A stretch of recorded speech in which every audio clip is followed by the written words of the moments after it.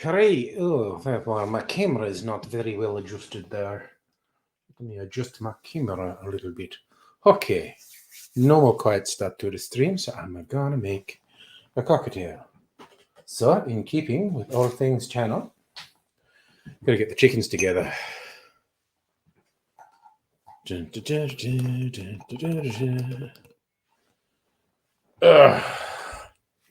Hush, little baby, don't say a word.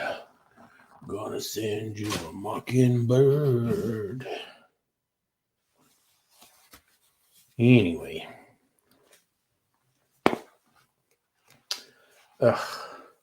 Get them together. Ooh, that actually scared me. I didn't mean to do that. There we go. That's about right.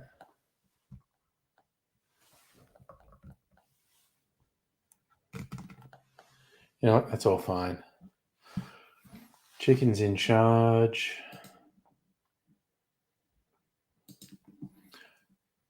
But I just remembered something.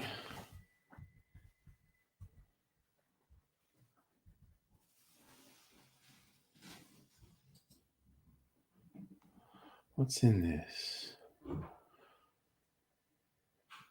Huh. Okay. What I wanted to check. Okay, so I'm gonna make a cocktail while I wait for the chat to warm up. Means bring this camera over here.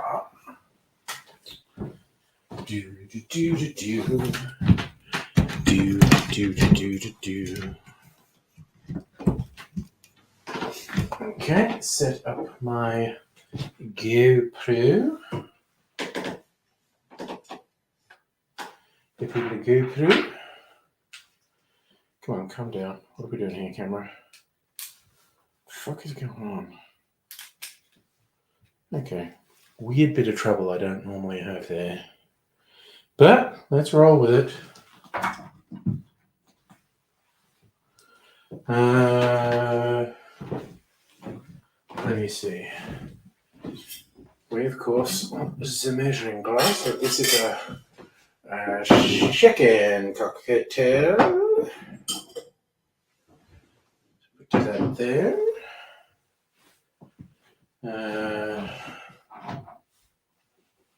What do I do? Ingredients again? Ooh, 3/4. I'm going to use this one for precise measuring. Let us get everything ready. Ooh, bunch of screw tops. 3 out of 4 bottles of screw top.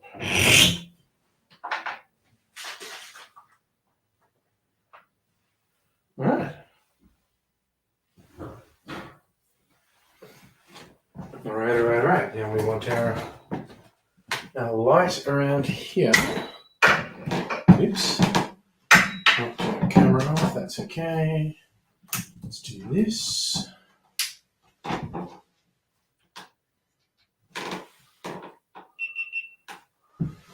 That looks about right.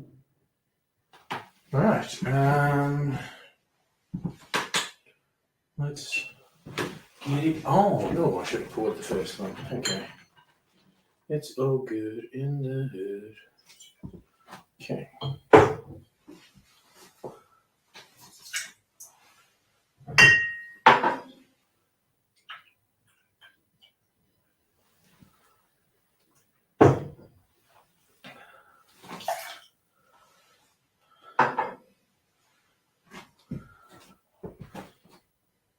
Half an ounce.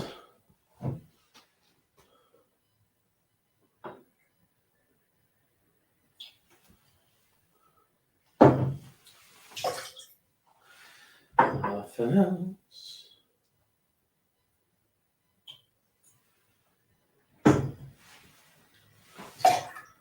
And finally, the lemon juice.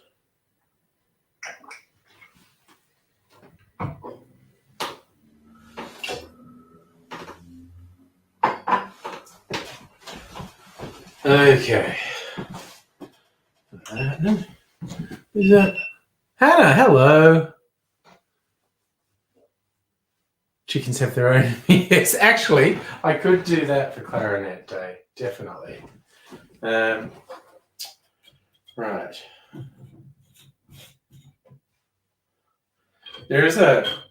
I've seen people doing it on social media using the rubber chickens to do cover versions of songs, actually. Okay, so a coupe. I'm going to put this in. So let's do that. That looks pretty good.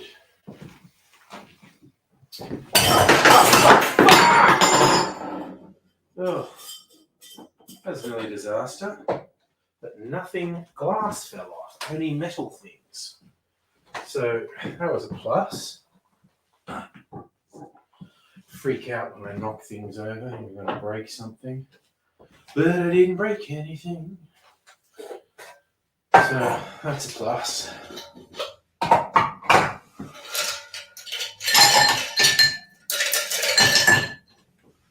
All right.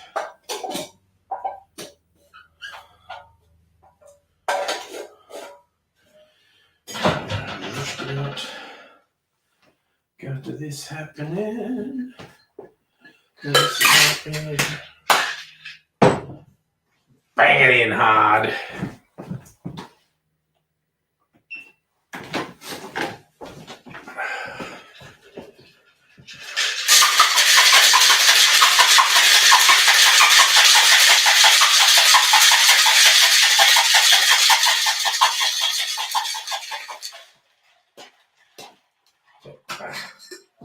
Painfully cold to hold the metal tin. It must be done.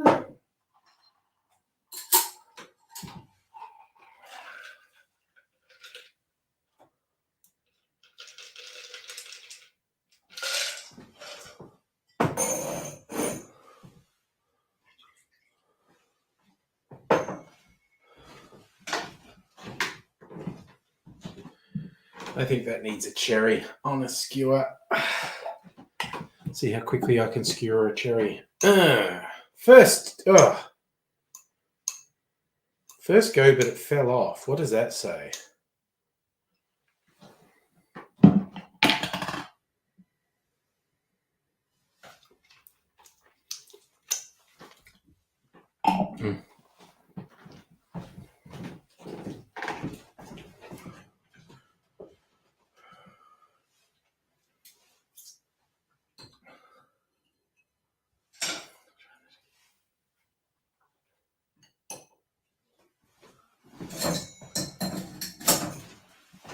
Yeah. This is also the only video I'm making tonight. Was going to make some eggnog tonight, but I forgot to get some cream, so blur. Blur to me. Right. Ooh, wait, I got to take a photo for publicity purposes. Not as good as that ever does me. I'm so bad at promoting stuff on YouTube.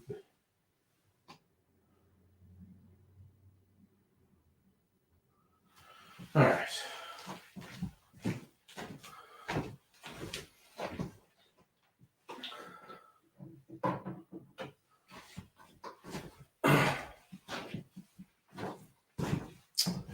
Right, now. This. Put this over here. Turn it up. Turn that shit up. Hey, Shieldsy. This'll be quick, he said confidently.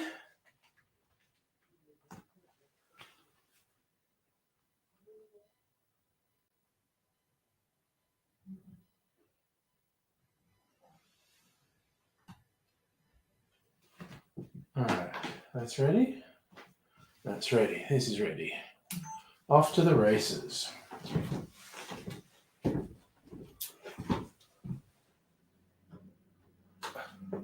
There's a car going past.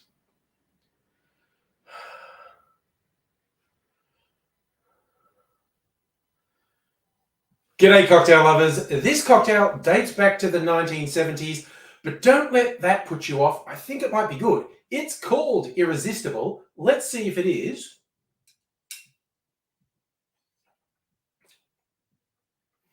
Ooh, that is a nice blend. This is how we make it.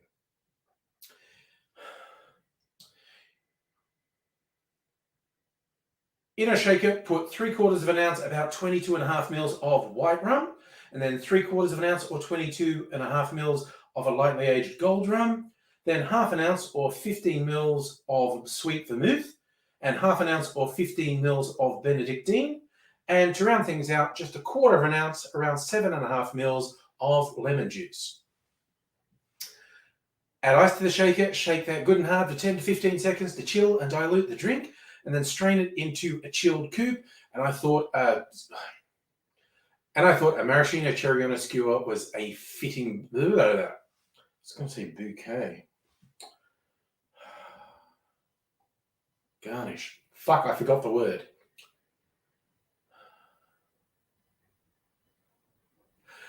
And I think a maraschino cherry on a skewer is a suitable garnish for this one.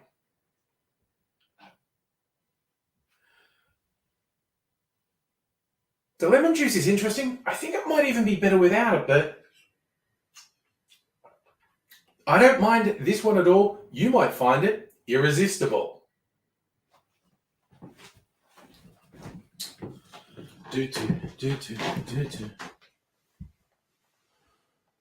All right, now I can settle down. Get this stuff out of the way.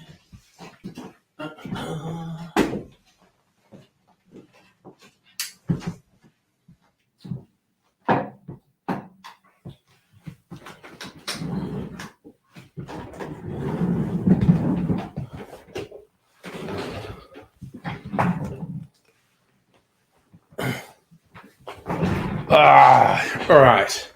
Settle in, Dune. Hey, Chris, how you doing? Thanks for the compliment. It's a nice color. That's mostly from the very red sweet vermouth I used.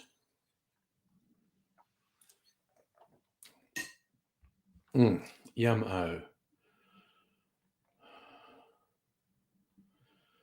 Oof, you had a rough day, Hannah.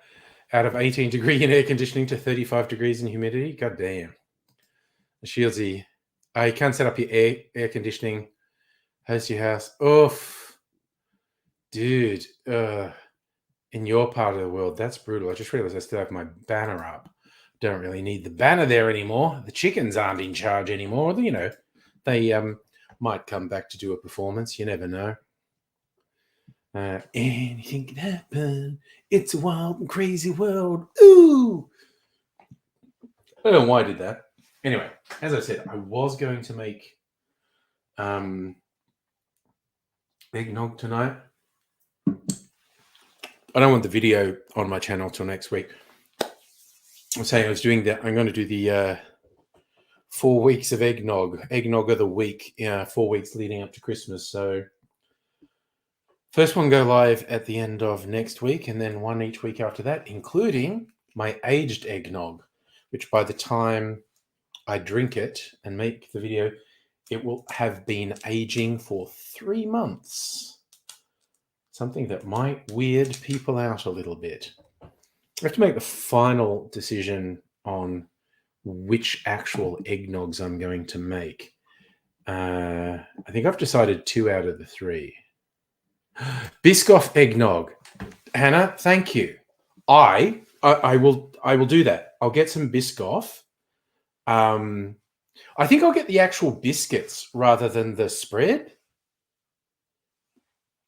and dissolve them in milk and then use that milk in the eggnog.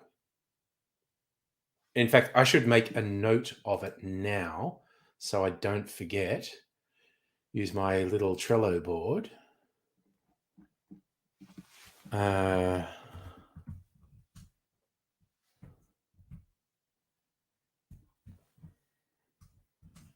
thanks, Hannah.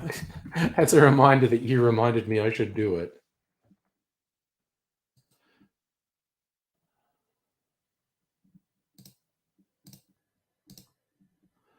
And that's going to be full length.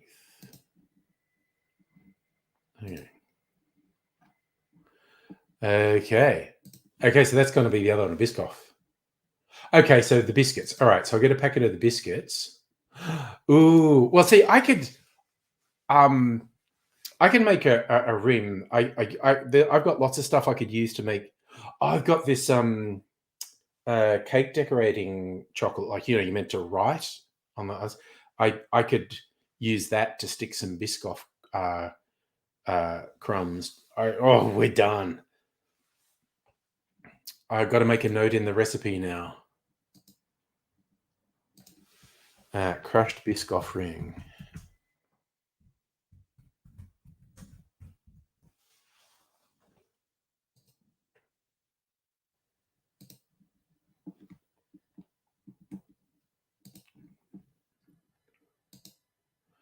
All right, so I'm going to dissolve some of the biscuits in milk. I'm going to crush one up and put probably some decorating chocolate on the rim. Either a sugar syrup. I have to decide. It'll either be sugar syrup or decorating chocolate on the rim of the glass, and then get some crushed Biscoff in there. Ooh, that's going to be good. I haven't used this one for a while. This hasn't featured in a video for a little while. I was talking about this glass the other night. I really like this glass, and it hasn't featured in a video for a while. And it could be more festive if Santa took a bath in it or jizzed in it. I know what you're saying. Oh, goddamn, Shieldsy, your washer broke.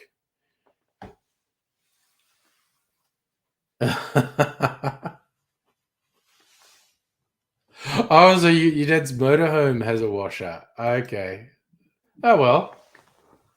That's a nice bit of improvisation.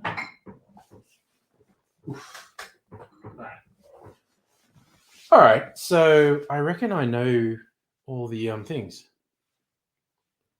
The cut glass on that is beautiful. Yeah, I get what you're saying about snowflake vibes. All right, so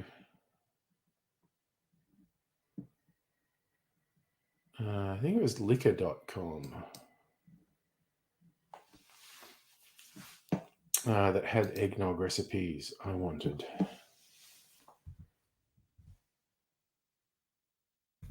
Okay.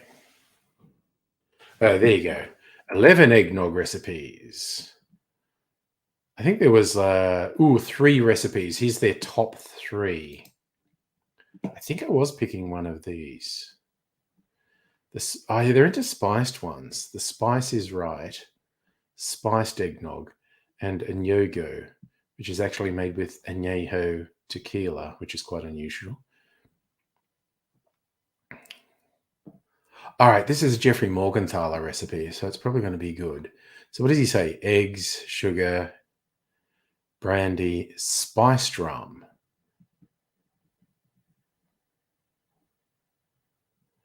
Milk, cream.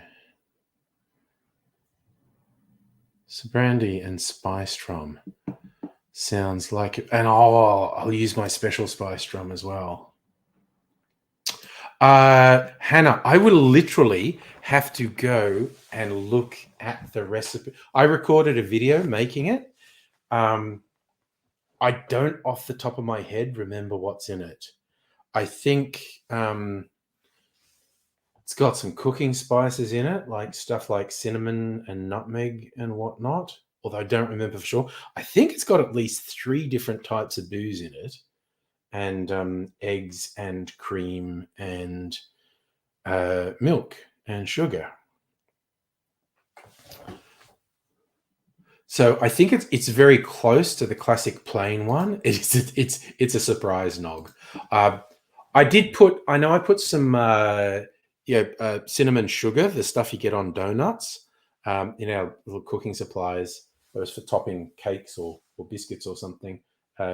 Cinnamon sugar. I know I put a whack of that in there. But I think I'm trying to remember. I think I used some cooking spices to bring it all together, but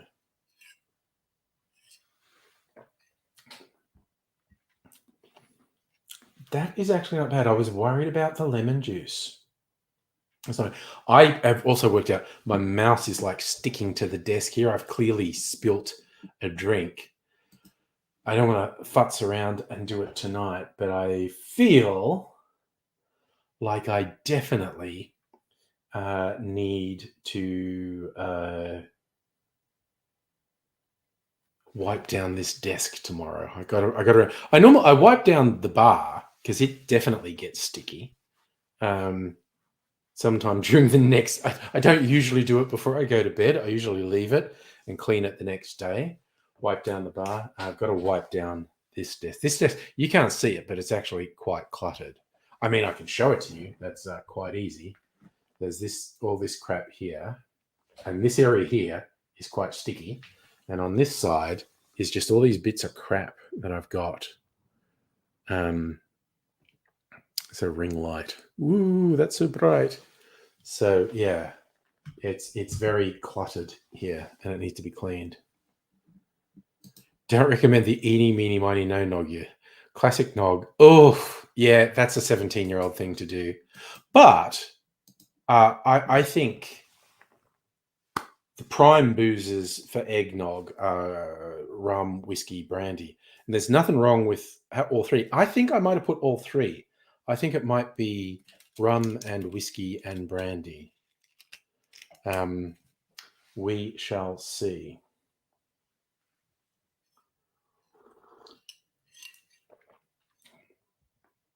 Mm. Well, Mrs. Angry got me some smoky tea to use in clarified cocktails, which would be fun. You can't see your desk. It's currently all the contents of the room, organizing approximately 6. Organizing shit. That's such a big thing because I've got shit I need to organize, and I might have another run at it on my Christmas break. I was going, it always gets me. My phone dings, and I go, I wonder who's texting me. And then half a second after I go, I wonder who's texting me. I remember it's always going to be bloody U Foods. Yes. Oh wait, my ETA. Because it's really funny. Sometimes it arrives before 9 a.m. and sometimes after 4 p.m. Now they reckon in the middle of the day. We'll see. Mizim. Oh yeah, look, I wanted to ask you because do you want me? Okay, so for those who don't know, the artwork on my YouTube Angry Cocktails channel was done by Mizim Creations, and it's friggin' awesome. And they're about to set up a website, and I said I'd do a video saying, "Hey, Mizim Creations did my artwork. Their website's here." So I guess I have two questions. Did you want me to give you a shout out in a video on my channel, or do you want me to make a video for you to use? And if your website's already set up, you give me the URL on what do we call it? Discord. Hey, yeah, Safa, how's it going? Hannah, you use Tetris as an organizational inspiration. Moved around the past. Yeah, that's the thing. Yeah. It's kind of like when you start cleaning up, everything gets messier for a while. And so it's really hard to stick with it because it gets worse. Shieldsy, you got to move your stuff. Owner's planning to replace the line on the floor. Ah, yeah, 13 years worth of stuff's got to be moved around. God damn it. Safa, no one wants to pay me for shout outs. No one even asks for free ones, but you know. And hey, Small Fable on Twitch, how you doing? Whenever a name pops up on Twitch that I don't fully recognize, I feel like explaining. Well, while this is a small stream anyway, just hanging out with friends mostly on YouTube, but I use a thing called StreamYard that lets me restream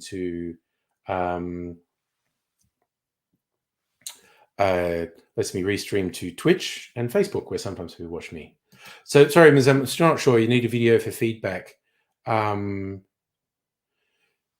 Do you want me to make a video and then let you download it so you can put it on?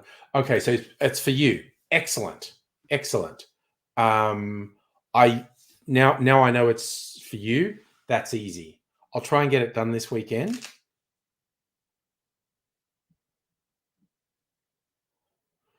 Safi had lamb and pork crackling. That is a fun combo.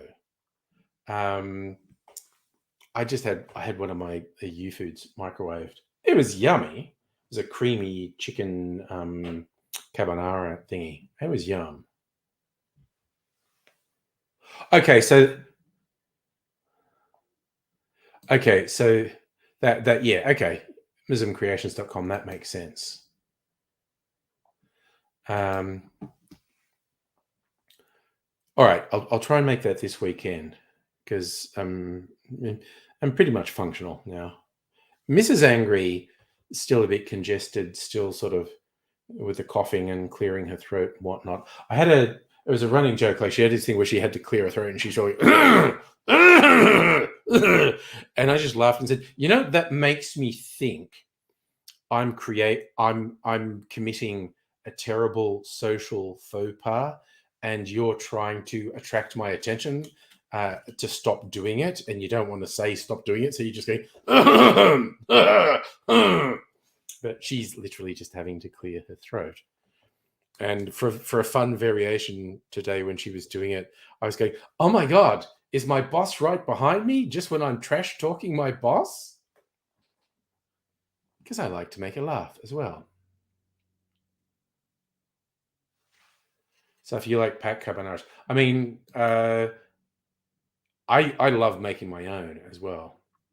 I don't game very often. Literally on this laptop, the only game that's on it is Red Dead, which I still do like to do occasionally. But mostly, you know, the chats and whatnot, depends what's happening in there. Oh, damn. Dude. Oh, we had donuts at work this week.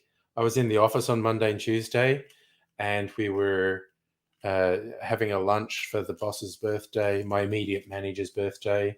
And it was good. She brought in donuts. We're having those. They lasted a couple of days. Is that World Cup? Oh, is that the cricket? Australia, South Africa? I don't know sports. Sorry. Are sales on this weekend? I thought it was next weekend. Oh God, Hannah. Post-COVID laughs triggered by laughing. Hilarious spiral into madness. God damn.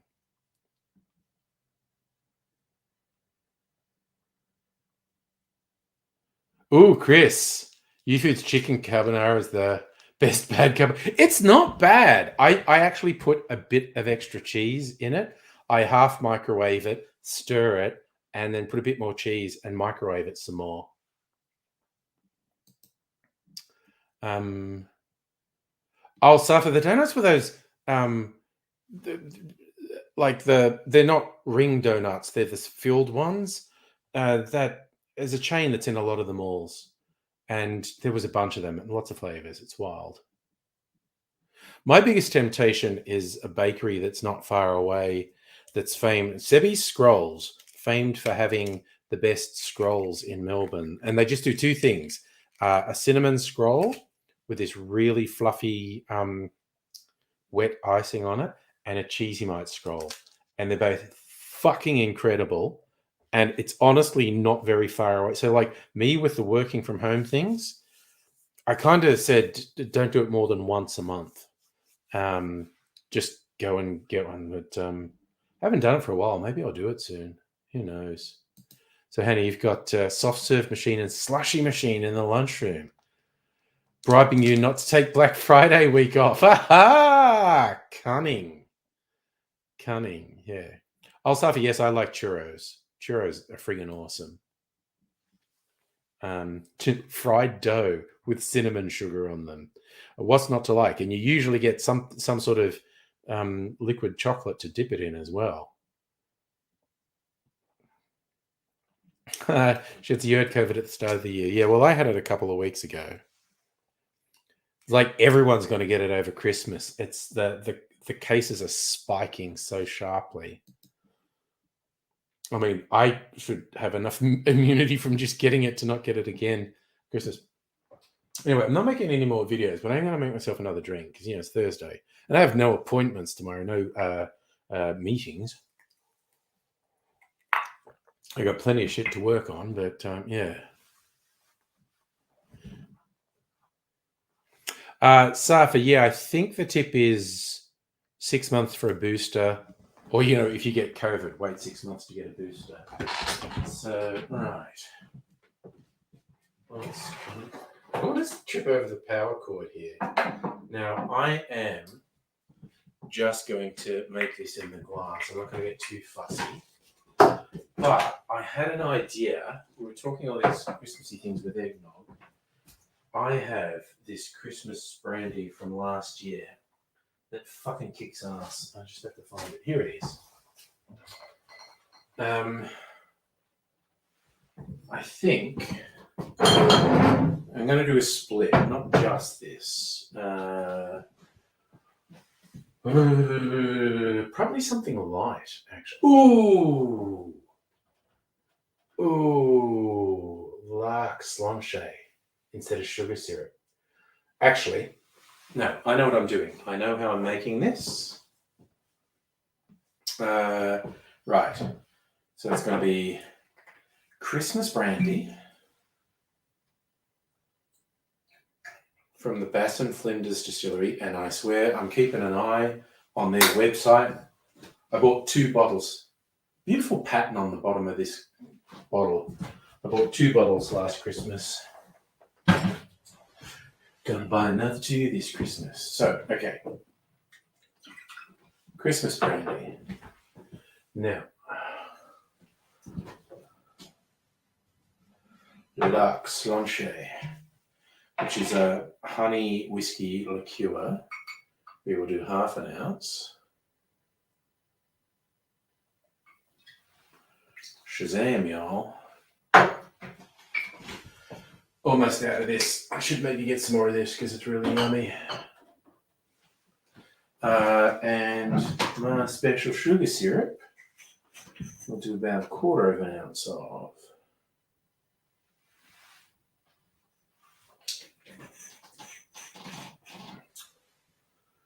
Now, the big question, chocolate bitters. I was about to say what? Oh, chocolate bitters and tiki bitters, actually. For the spices. A little bit of chocolate bitters. Oh, that's chocolate mole bitters. You know what? That was the hand of God. Bit of those in there as well. Bittermans bitters. I love Bittermans bitters. Wo ist meine... there they are. Tiki bitters.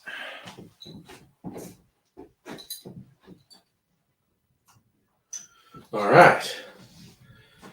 That's going to be all the spices in this one. All right. Where's my cherry? We're repurposing the cherry and putting it in this one. Oh, the aroma coming off that is wicked. Hey, Justin, an Qantas flight. Nice. Ah, goddamn. Hannah, I just missed this. Make apple-filled churros. Comes out like Macca's apple pie churro. Oh my god, that sounds good. Justin, you think? Sorry, Sophie, you think Justin's related to Joe Biden? That was his thing. Malarkey. It's a bunch of malarkey, which I reckon is just a great word. It's kind of like Americans asking me how often I say things like reckon. I do say Australianisms.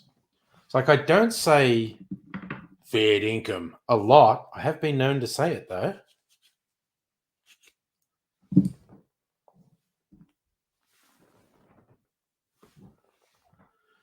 Bit of orange peel in my Christmas old fashioned. Is Gimpy copping a lot of lightning? That's the tropics, man. Wild weather. Suffer. Did the US create the word malarkey? I mean, I feel like maybe yes. I don't really know the etymology of the word. Oh my god, this smells fantastic. I might make this in a video. This smells fantastic. Oh my god, that's so fucking good. 9 out of 10. God damn. Okay, that is so good. I am going to make a video. Hindsight is 100%. If I'd have known how good that was going, I thought it was going to be good. I just thought, I know what I'll put together that will be good. All right, so I'm going to do it. I might make this again tomorrow night, but I'm so far ahead with videos. But that's good because I could go like a whole week without making videos and I'd still have some in the bank.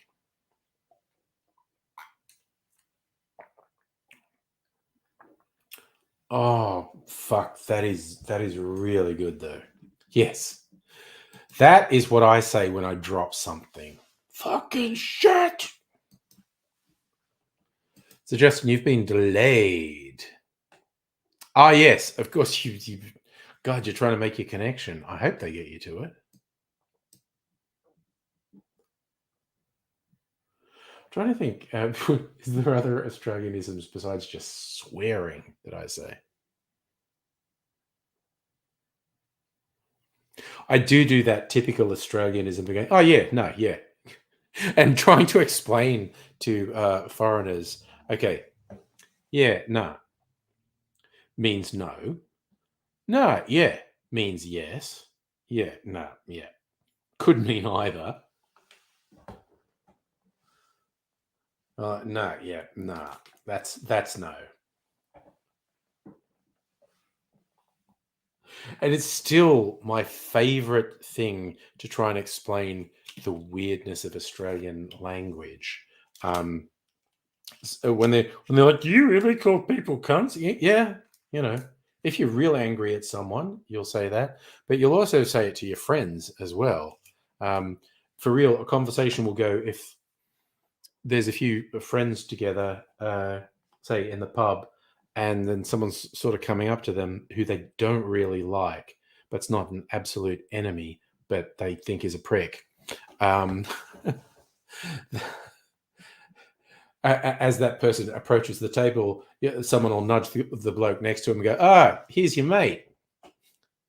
And whereas if someone you've been waiting for, or particularly if it's someone you haven't seen for a while, and you're really happy they're joining you, you go, "Oh, this cunt." Hey, Tommy Five Tone. Friend called Puddin, dating a cheater, and not homeless, went above her. Ugh. Okay, dude. First things first. I think it's great that you're trying to help someone. Second, people sometimes make extremely bad relationship decisions. Um, uh, and you can get dragged down by them, and it can be very hard to know where the boundary is. Like you're trying to help someone, but here's my thing.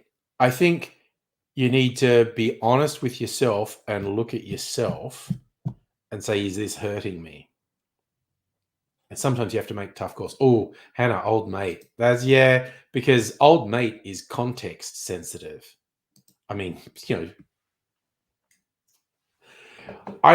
okay, Hannah, how do you use it? Because most of the time, old mate would be for me would be at least slightly mocking. Well, that's fairly unequivocal, Chris. And that's what I say. Like, yeah, if you say it like that, that's fairly unequivocal. So if you old mates, the person's a bit daggy or weird, you point to and say, "Yeah, your friend, yeah, yeah." So yeah, for me, old mate is at least slightly mocking.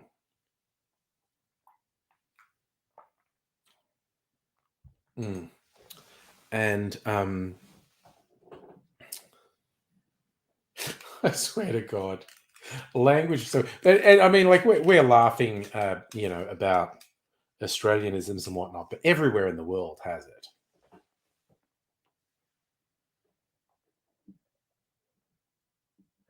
That is actually a really good call, Hannah. Yeah, if you're going to support someone, it does pretty much have to be unequivocal. And yeah, if you're looking for something more and it doesn't look like it's going to happen, it's like sometimes you just have to accept people make bad choices. Hannah, old mate can be used in person over there. I don't know, but I'm referring to someone. Yes, yes, that's another one where you've seen someone do something, and you're just saying to your friends, "Well, old mate's on to the old mate's on form tonight."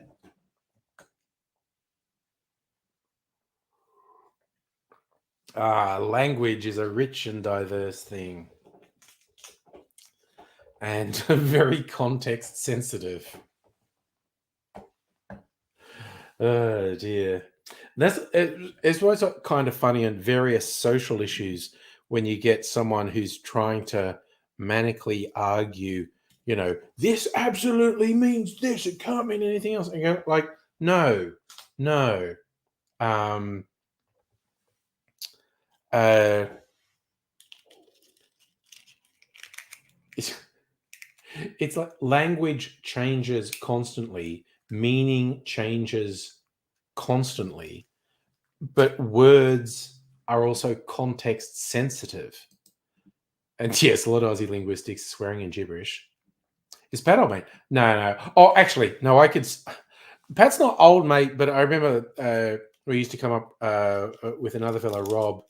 Um, that's a classic. The way we used to mess around. That's where if one of us is taking the piss out of the other, we're just like if I was going to have a go at Rob, I'd lean over to Pat. Your mate's up to no good over there, and the same to Rob. If I was taking the piss out of Pat, I'd just point at Pat, lean to Rob, and point at Pat and go, "Oh, your mate's out of control over there." Not old mate, I don't think. Oh yeah, no, yeah, nah, no. It's what you say last that counts. And I love just in the particular context when someone sort of asserts a thing's going to happen, and someone else just goes, "Yeah, no." But and no, yeah, is kind of a non-committal agreement. Like, someone going like, "You gonna get a Palmer?" Like, "Oh no, yeah, Palmer's pretty good." Chris, you thought Aussie slang was bad in a good way. You're exposed to Singlish. Is that Singaporean English? Honestly, all through East Asia and Southeast Asia, the mashups of local language and English are fucking awesome. The equivalent of one parent saying your child's be yes. Oh my god, that's actually a thing that parents will do to the other parent. Just not so much your mate, but it's like your child's being an idiot. It's like you want to take responsibility. You do it, yeah. Tommy, it sucks when you can't help a friend. Yeah, look, it's a whole thing. If you're gonna support someone, it kind of has to be without judgment. But I think it's also really important to have boundaries and know when it's destructive because it really can be. So, yeah, nah, with an upward thoughtful and yeah, I've thought about it. I'm not actually doing, I'm not doing it. Yeah, nah. Yes, you're right. The inflection, upward inflection is thoughtful, downward inflection is go fuck yourself. Like, yeah, no. Yeah, no.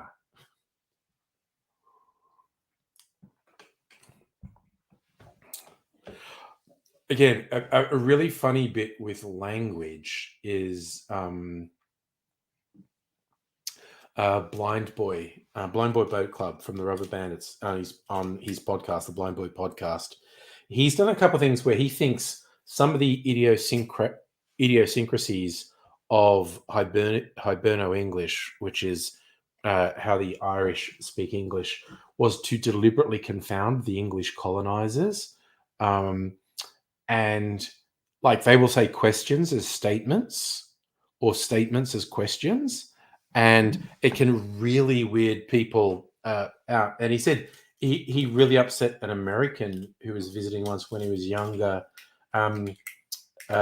because he thought like they were going to the shops, they could maybe get him something. He goes, "Are you going to the shop? So you are." And he said, like, "Are you going? So you are. Can you get me something?" And the American thought he was being told he had to go to the shops. And it was just the Irish way of speaking, saying "so you are" is not actually saying you are definitely doing this. It is actually a question. It sounds like a directive, but it's actually a question. Ah, Safa. Uh, how long is a piece of string? Sort of thing. Oh gosh, yeah, no, I get that semi regularly, Hannah. That I might be an English immigrant, either that or gay. So, you know. Oof, there are very few um, foreign actors I've seen do a good Australian accent.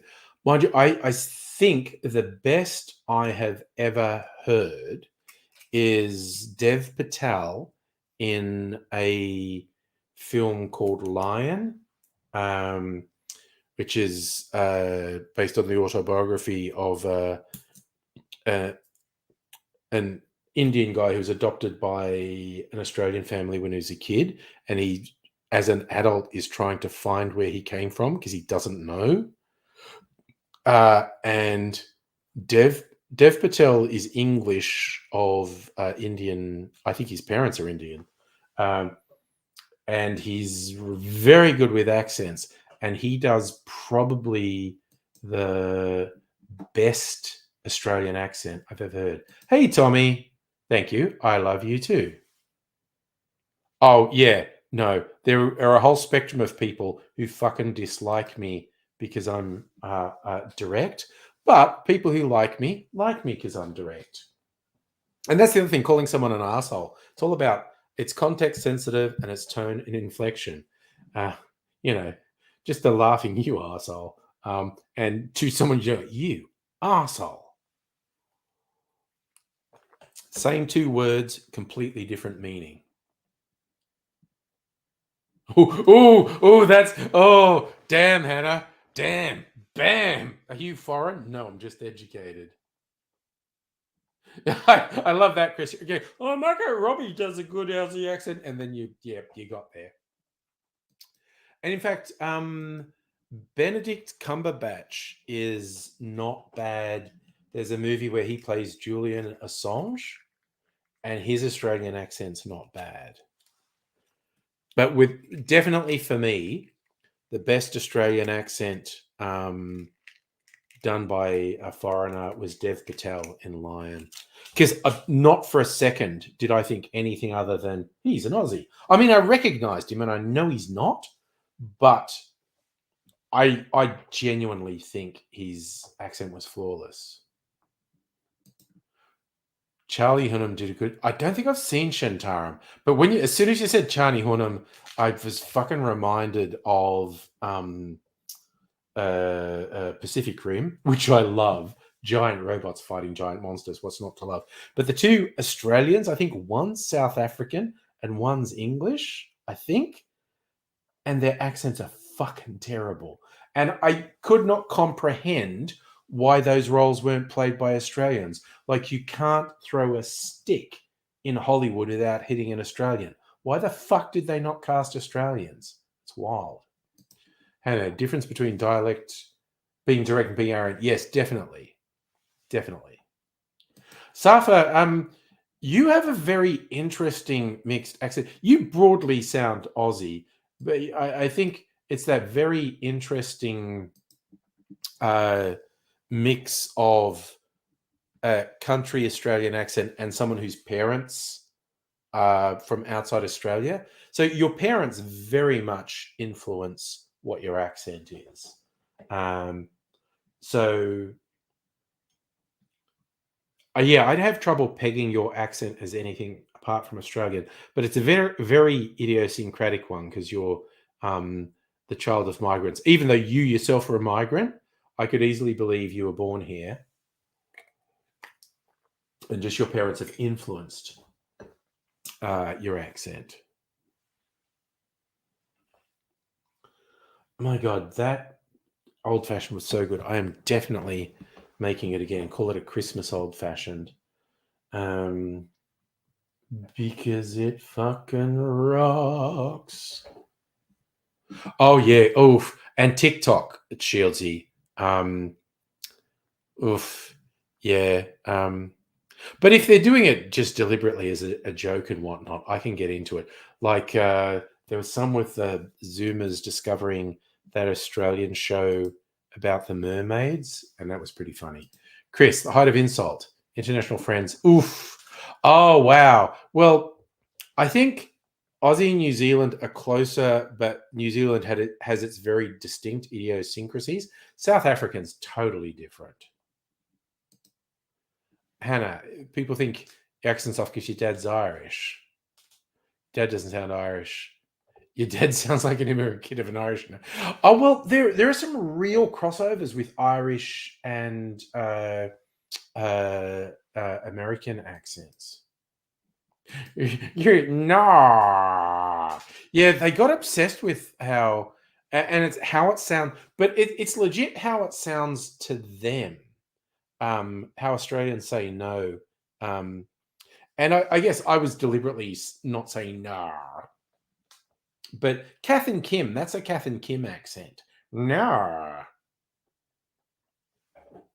Safa, depends what part of New Zealand, because this is a thing I discovered when I went to New Zealand.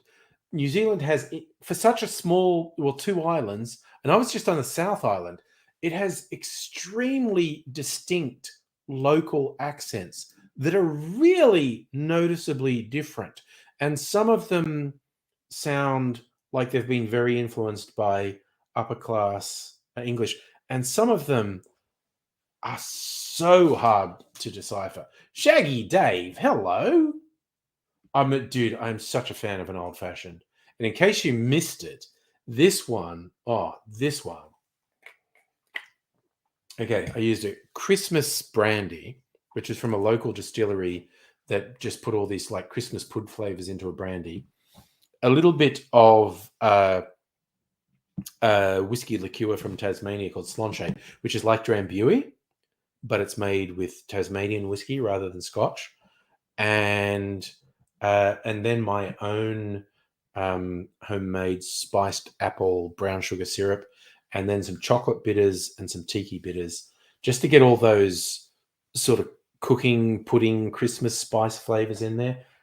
Fucking incredible. It's really good. No, maybe a little bit sweet, but I don't mind a sweet old fashioned, honestly. Oh, are the Americans going nuts over John Farnham? I think they'd probably really enjoy just looking at John Farnham in the 80s with that ridiculous big hair of his. So, Henny, your dad's Irish, lived in Australia, worked on a cruise ship. Okay. Yeah, no. You work on a cruise ship for 20 years, you're going to get a weird accent. Oh, yeah. And that's you travel 5 miles in England and the accent changes. I think that's the English accent effect on New Zealand. They have provincial accents, like radically different accents in different parts of the islands. You do have a little bit of American, and again, that's the influence of your parents, Justin. But of course, Americans are going to think you sound Australian, definitely.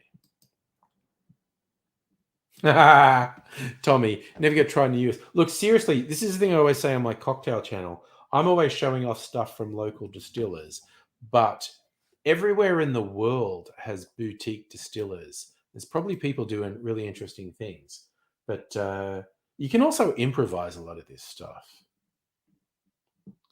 Hannah, travel 5 miles, you got the same fucking flies that been hanging along the way. Yeah, I mean, I'm not very good at picking regional Australian accents. Aidsy used to be really obsessive about the difference in regional accents and state accents. I know in a typical Adelaide accent sounds a bit more English. Like they definitely say dance, not dance, and things like that. And to me, the most radically different Australian accent is in the tropical north, particularly Darwin, where it's so hot. They just talk slowly and hardly move their lips. And it's even more nasal than the average Australian accent. And they certainly speak more slowly. And then you get this weird suburban accent. The children of migrants. That's the one that cracks me up. And this would be the kids of Asian migrants, Middle Eastern migrants, and even Eastern European migrants would all have the same accent. What's wrong with you, mate? What are you whistling me over there? I don't know what that's all about. The Westie accent of the children of migrants was fascinating to me. Tommy, I am doing well. I hope things, go well for you too. And yes, Safi, you're the child of migrant, and then you lived in the country. So I think you have very difficult. No, you do not have the Westie accent. You absolutely do not have the Westie accent. Chris, trip to Hawaii on a group tour. I heard your Aussie accent. Everyone's best friend wanted to talk. Oh God, they thought you were going to be a really outgoing Australian, and you're actually introverted. Oh, that's tough. So, Henny, your mum's from Perth. You grew up in WA, slang Queensland. Yeah, I can see that being confusing. I mean, what's a country accent? Okay, so if I talk in my regular voice in Dubbo, people are going to think I'm gay. No, it's just the way it is. In Dubbo, it's a bit more like this, and it's not as broad as like a Darwin accent, but it's a bit more like this, and it's a little bit more nasal, and it's. I say this just because I grew up. This is how I used to talk, and this is a bit closer to a Dubbo accent than what I normally talk with. So, do you get more boken around non-Australians? It probably depends. It's again context sensitive. Tommy, you reckon you sound like a hillbilly?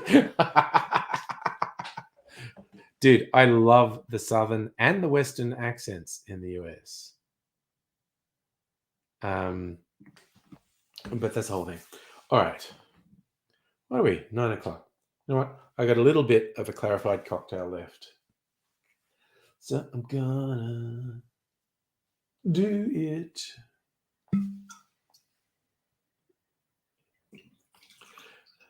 What I found really funny, we're talking about being bogan or not, just because in the old Angry Aussie videos, I swore a lot. And so I get people who were trying to upset me, calling me a bogan. And again, dude, that's not going to fucking work. Where I come from and where I grew up, it's not an insult, man. It's just not. And also, I just know that you don't even believe it yourself. You're just you're saying that because you think I'll be upset by it. Oh, middle-aged Southern women. Yes. Oh my God, yes. Shieldsy. Oh, up north, Queensland? Yeah, if you go Kiwi side of your family influencing your accent. Yeah. Yeah, once you get way north, whether it's Queensland or the Northern Territory, it's very easy to really stand out because of how slow they talk. Oh, your dad worked on the Mermaid Show. Yeah, because we were joking about Americans making fun of Australian accents. It was a couple of years ago. It was all over TikTok. Americans discovering H2O, the Australian Mermaid Show, and they were fucking fixated on it. It was very funny. We're just like, yep, that was a show that was on TV here. The level of boat work goes from fucking to foiking. Look, again, because I'm a bit older than you, Justin, so I got throw another shrimp on the Barbie, and then a bit later, people expect you to sound like Stephen. Crikey! I don't think I'd ever say crikey. Not sure. I am prone to a few Australianisms and boganisms. Don't think I'd say crikey, though. And again, Steve Irwin had this pretty broad Queensland, crikey! Look at that little beauty! Here's the thing: if you're offended by being called a bogan, you kind of need to be offended, I think. Oh yes, yeah, around your island. I'm sure Steve Irwin loved it around there. Russell Coit was pretty funny. That was Glenn Robbins, Australian comedian, and he was taking because we've had these naturalist shows since I don't know, at least the 60s or 70s. There was Harry Butler, there was the Leyland brothers, there was Les Hiddens, the Bush Tucker man. There's some guy who made these movies in the 70s. Albie Mangles. How good? Also, how good is the name Albie Mangles? That's a fucking awesome name. And yes, I did see Glenn Robbins funding his retirement with bringing back Russell Coit for some four-wheel drive ads. You're a musical in the States. A line from the song was "Look at me." You could find the Aussies in the audience by laughter. Yeah, because with the Aussies, it's not "Look at me," it's "Look at Moy, look at Moy." So yeah, Glenn Robbins was kind of taking the piss out of all the naturalist shows we used to do just by having a guy who's completely incompetent, Russell Coit. Which honestly, Glenn Robbins is a pretty funny guy.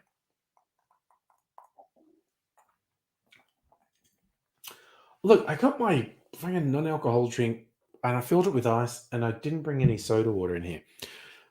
I think I might be done with alcohol after this. I don't know. Might make myself a fucking martini.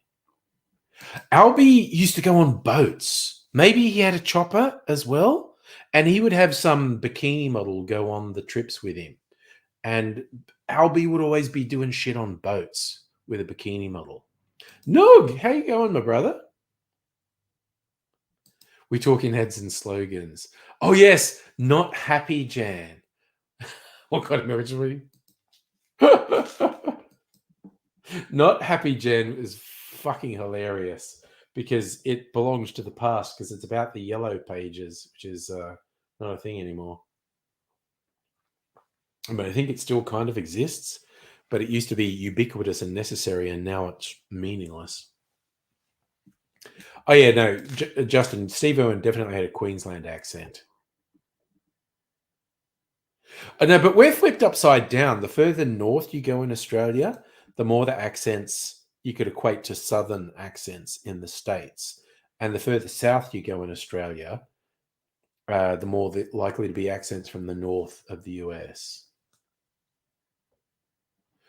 Oh no, Shieldsy, your island population has exploded and you can't get a parking spot. Well, that sucks.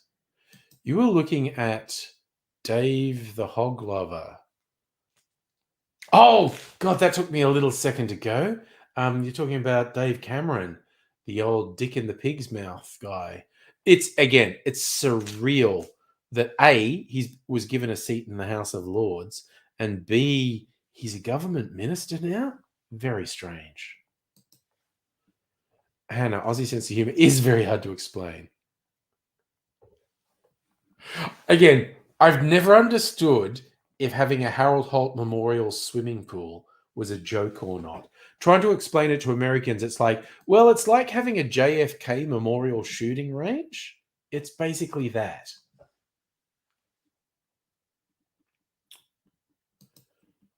And you think Brits moving to Australia head south because they can't deal with heat? Yeah, no. Oh no, the further north. It's look honestly, no word of a lie. I think the slow accent in the far north is mostly because it's too fucking hot to talk fast. But also, I think it's partly keeping the flies out of your mouth. Don't open your mouth very wide. You don't want to put a lot of effort into it because it's too damn hot to do that. Oh, God, yes. Cruella Braverman. She was just off her trolley.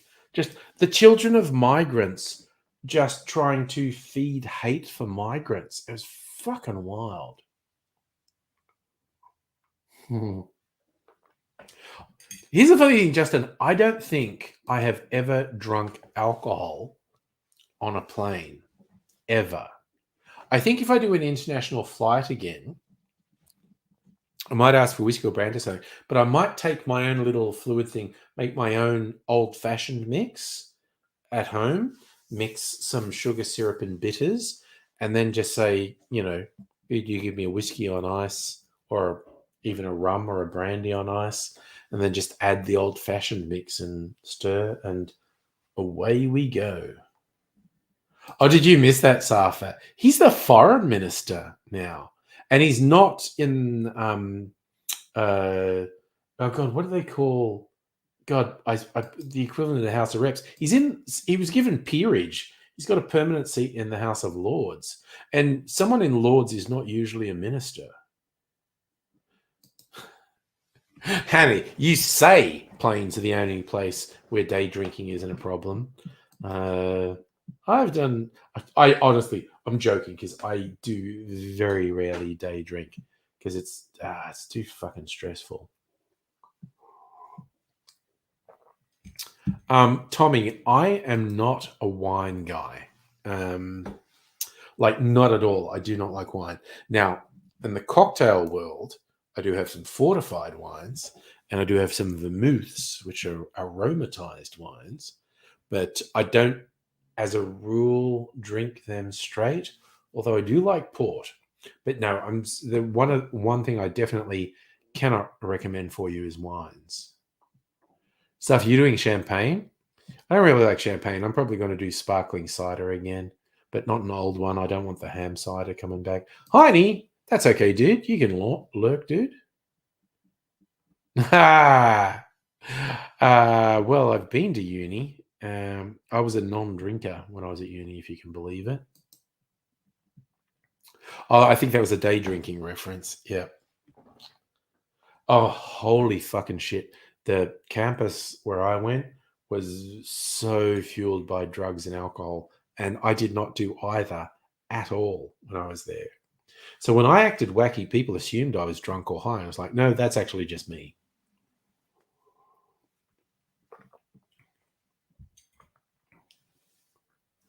So what are you going to do? It's actually YouTube that... Sorry, that sounds terrible. It was YouTube that drove me to drink. Oh, Justin's taking off. That's good. Communicating via the flight, which is, again, such an amazing feat of technology that you can do that. It's friggin' wild. Humans, we're pretty incredible, honestly. We do some amazing stuff. We do some absolutely terrible stuff as well, but we do some amazing stuff.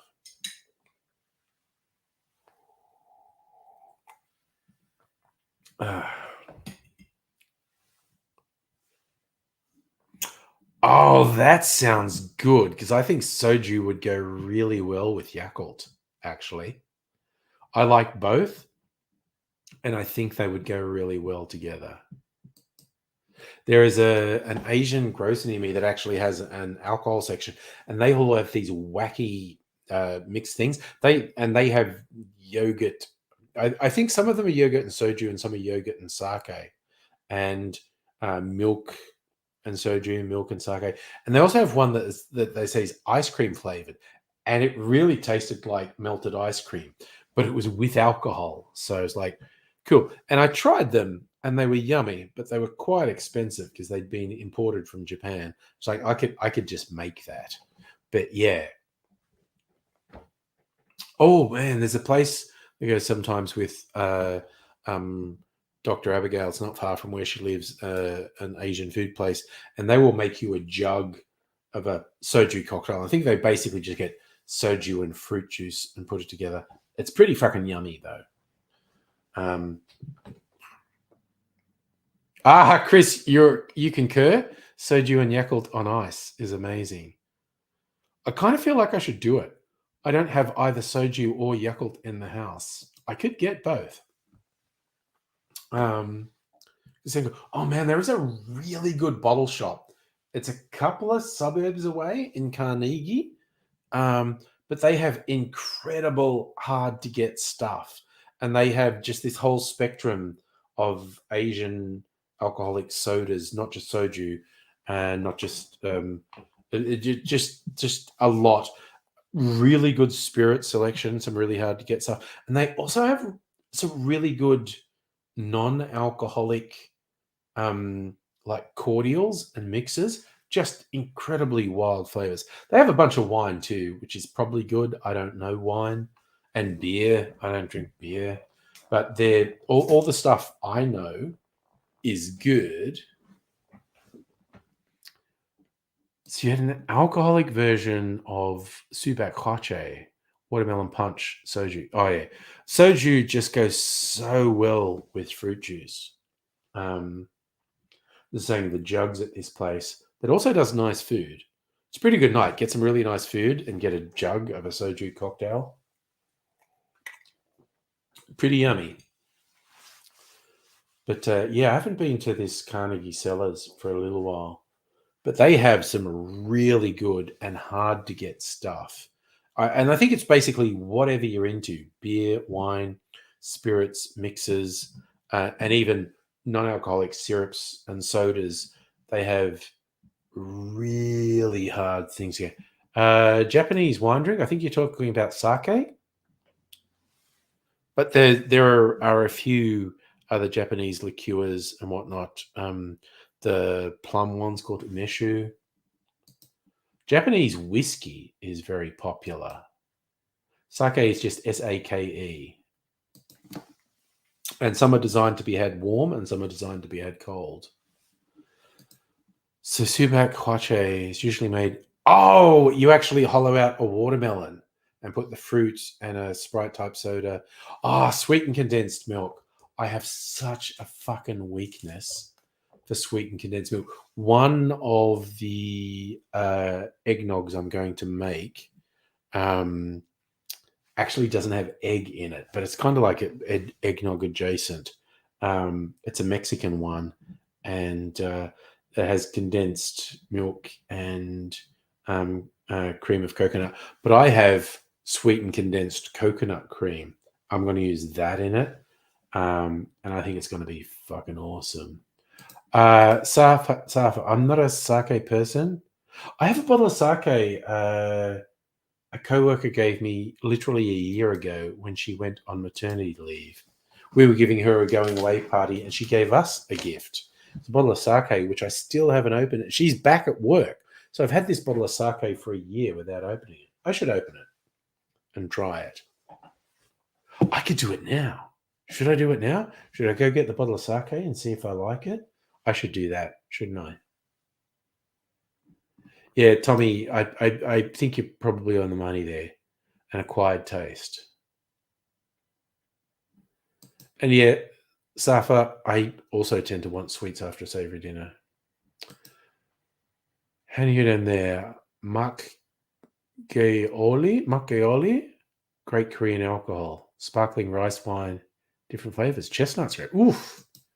They do have some really interesting alcohols in Korea, actually. You know what? I don't even remember where the bottle of sake is, but I think I know where it is. I'm going to go out really quickly and see if I can find it. And if I can't, I'll just be back. But I'll probably, I don't know, 30 to 60 seconds. I won't even put the, or you know what? I will. I was going to say I won't put the chickens in charge, but I will. Look at that, chickens.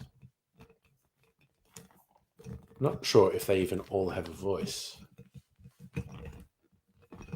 All right, what are we doing? I can calm down, you in front.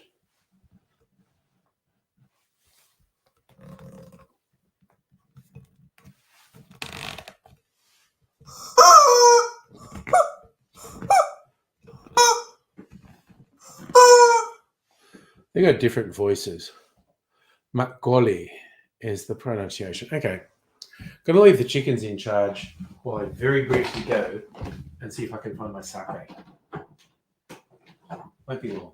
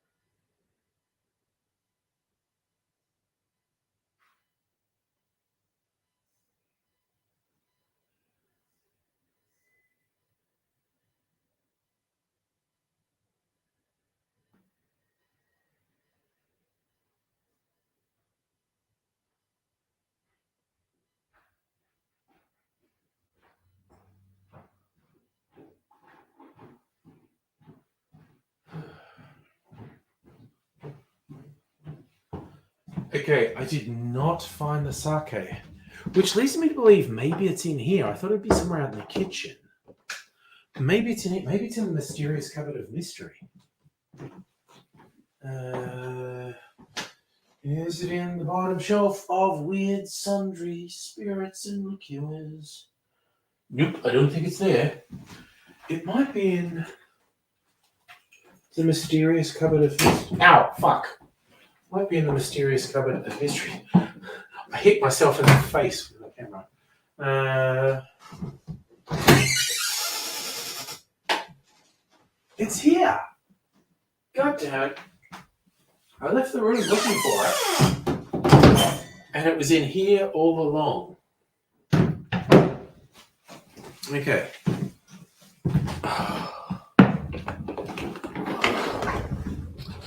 Okay, chickens. How do I? Oh, yeah, no, they definitely look like the old, very cheap blow-up dolls. Tommy, there's no two ways about it. Oh, God, Chris. Chicken Voices had dogs coming in the office to see what's going on. All right, that's pretty funny.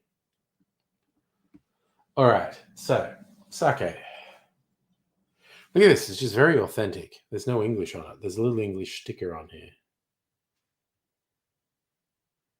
Approximately 4 standard drinks.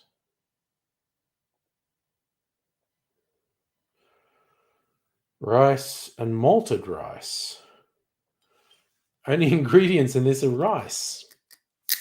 Okay, cracking the seal. All right, I'm going to have a little bit. It's just got a really light aroma. Got a shot glass. I'm going to have a little bit at room temperature. Then I'm going to have a little bit on ice. Shot glass. Okay.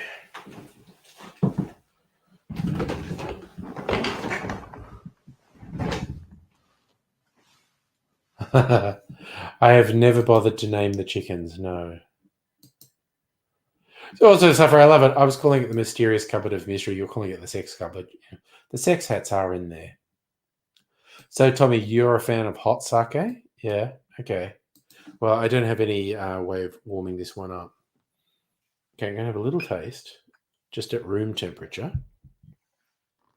which might be its best thing, man.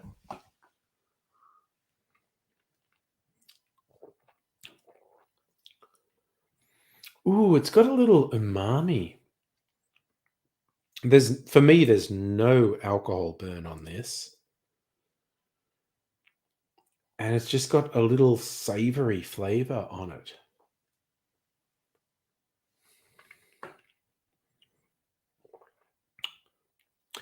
It kind of tastes like wine, but savory. Very interesting. I might put a tiny bit on ice because that tends to change the flavor.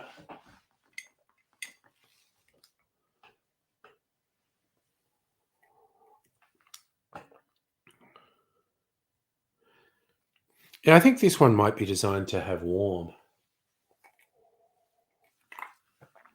It's not terrible on ice. It loses some of the flavor, which in fact most things lose flavor on ice. But because this has a really light umami flavor to it, I think it might be better warm. And Safa, yes, I just opened it for the first time. Chicken should have liquor names: vodka, gin, tequila, and whiskey. Well, I hate vodka, so I'm not going to call anyone vodka. Could I try and remember their names by this? Because they each make a different sound. I mean, that pathetic one is probably vodka. The pathetic squeak is probably vodka. See, I think that's whiskey. A really full-throated one is whiskey. Well, that's about the same.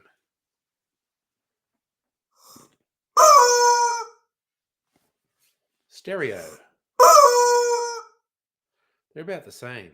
I don't think I could tell them apart. Vodka and tequila, maybe. And this one. All right, where's the other pathetic one? No, that's a full-throated one. It's a full-throated one. Okay. Vodka, gin. Whiskey and rum. Whiskey and rum. There you go. I love that, Tommy. It does taste better warm. Not a scientist, but you are an alcohol drinker. There you go. Ooh, that's getting serious, Chris. Sake sashimi, cold soba. Oh, wow. Oh, okay. Different take. Hand of the loudest. The most annoying is vodka. It's like a bitch with one too many vodka cruises under her belt before 9 p.m. Okay, I like that as a take as well. It's a whole thing. Shit, why didn't I get soda water when I was out there? I'm a goddamn idiot. Do you want to do that? Yeah, I probably do want to do that. Disappear for and I might even take a toilet break. And the fucking chickens are everywhere. Might have a toilet break. Put the chickens back in charge. Get them in there. Get them in there. And the extra ones.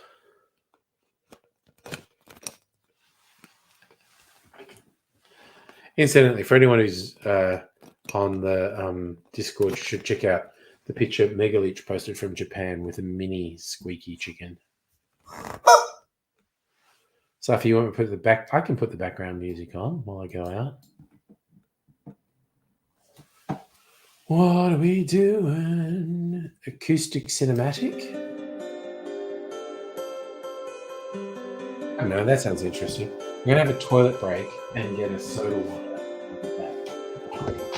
Which will take, I don't know, 1 or 2 minutes.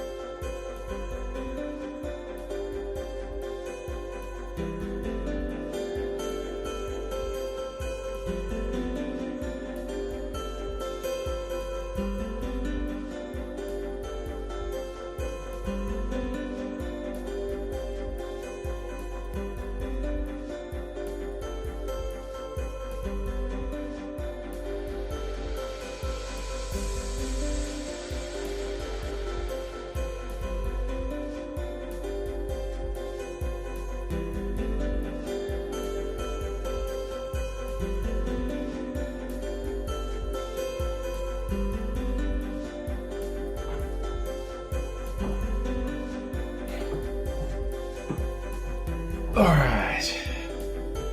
I got some soda water. Okay. Chicken, it's time for you to retire. I might leave the music on, just turn it down quite a bit. I don't know if you can still hear it.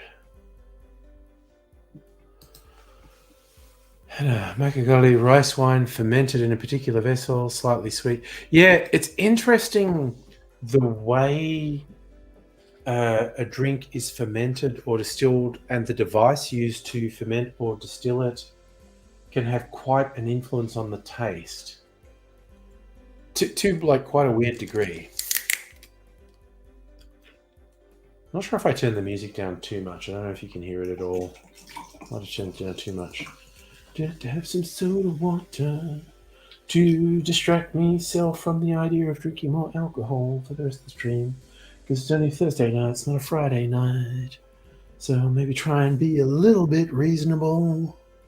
I think Mrs. Angry's replaying Legend of Zelda Tears of the Kingdom. Started a new one. I still haven't played it. She's much more of a gamer than me these days, actually. So that's a thing.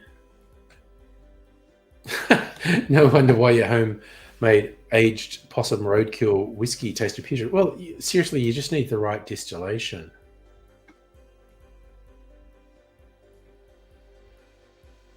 So for what's Australia versus Bangladesh? Is that cricket or soccer or what?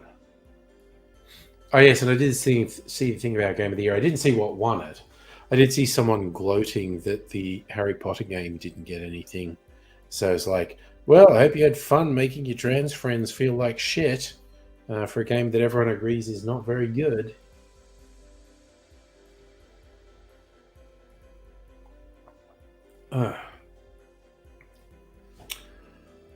Oh, that's the actual thing. When I've been drinking alcoholic drinks, which are really flavorful, drinking something comparatively neutral like soda water is actually really nice because it's like it liberates all the flavors that are stuck on my tongue. It's kind of like I went to one of my favorite shops in Melbourne is called the Bitters Lab.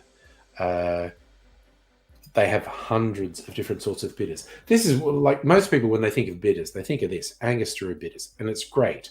It's a great workhorse bitters. But bitters is basically alcohol infused with other flavors, herbal elements usually. And the Bitters Lab has literally hundreds of different bitters there, all just sort of like little differences, and they're great. And someone there recommended once, I was just smelling the bitters and they're going, you should taste them. And I'm going, I can't taste anything if I start tasting bitters. And they give me this tiny little plastic spoon that you could put one drop on, and they're like, put that on your tongue. And I was like, okay. And then after half a dozen bitters, I couldn't taste anything because bitters is such an intense flavor. It's over all my taste buds. But I got something, went home. But then I went home, and for the rest of the day, I was drinking soft drink, and it tasted awesome because it's like my tongue had been impregnated with all of these really strong flavors from the bitters. When I was drinking soft drink, it was washing through all this flavor on my tongue and giving the soft drink a really incredible exotic flavor. It was cool. So Hannah, good at the first 10 minutes of Zelda Ocarina of Time. Oh my god, my young'uns grew up with the Nintendo 64, Zelda the Ocarina of Time, and Majora's Mask. Both fucking excellent games. Really good games. And I love Breath of the Wild, was friggin' awesome. But I haven't played Tears of the Kingdom yet. I haven't been gaming that much on the TV, just on my computer. Oh yeah, you have a lot of garlic and then have a Sprite. Yeah, but that would wreck a Sprite tea. But yeah, no, the aromatic bitters tends to actually go very well with soft drink. Just gives it an exotic flavor.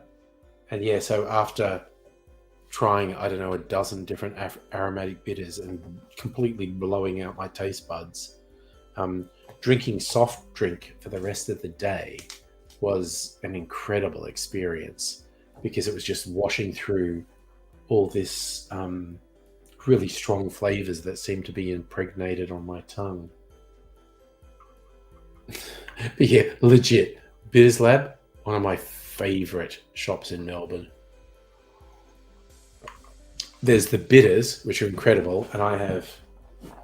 How many bitters do I have? 1, 2, 3, 4, 5, 6, 7, 8, 9, 10, 12, 13, 14, 15, 16. I don't know, I've got like 20 bitters there. And whenever I think of that, I always get a laugh. I remember talking with a friend, and oh, what did you do on the weekend? I went out to this place. Oh, how was it? It was okay. The bar, they were a bit try hard in the bar. They had like 6 different sorts of bitters. And I was like, I've got 20 sorts of bitters at home. I think I might be, I don't know, I might have a bit of an issue. Oh, the miracle berries. I had those miracle berry tablets for a while. And that is a really interesting question. And in fact, that is something I might do. How would miracle berries affect cocktails? And even not so much cocktails, but individual components that I would normally find too strong to drink on their own. What do they taste like if you've eaten the miracle berries? For those who are unfamiliar, I forget what the actual berry is, but something is, I think it's from South America, and it makes bitter stuff taste sweet. Like you can take bites of a lemon. You have you have some of this stuff, and you can take bites of a lemon, and it tastes sweet. God, that's actually a wicked idea, Hannah. It's a thing I should do. Let's find where I can get it. Honestly, I've probably never used all the stuff I had, but it was years ago that I got it, so it might not be potent anymore. I'm sure I can just get the Miracle Berry stuff online. No, I'll have to look for it. It's a pretty good idea, quite honestly.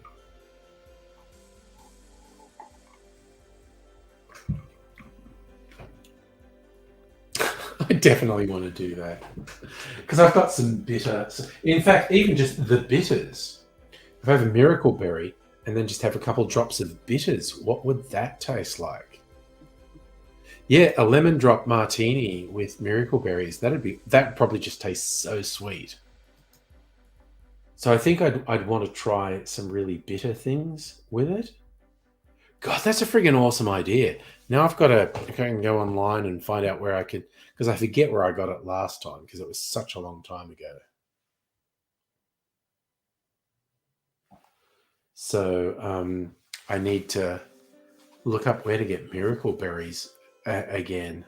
Well, again, you don't actually get the berries, I don't think, when you're here. You get tablets, which are the extract of the Miracle Berries in them. That's actually a really good idea. God damn, I'm going to do that.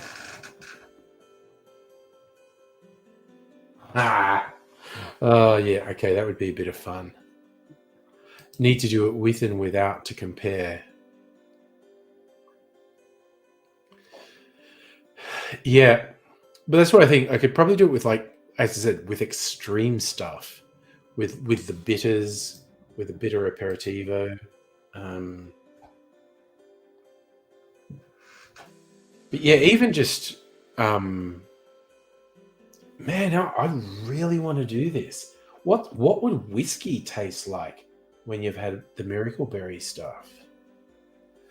Tommy, alcohol with cranberries. Okay, I mean that's a white alcohol thing, I think. Gin or vodka with cranberries, really? Cranberries with that really tart thing. And maybe put something sweet, some sugar or a sugar syrup or honey or something. Or even just with a sweet soda. But yeah, cranberries, I tend to think that's a white spirit thing.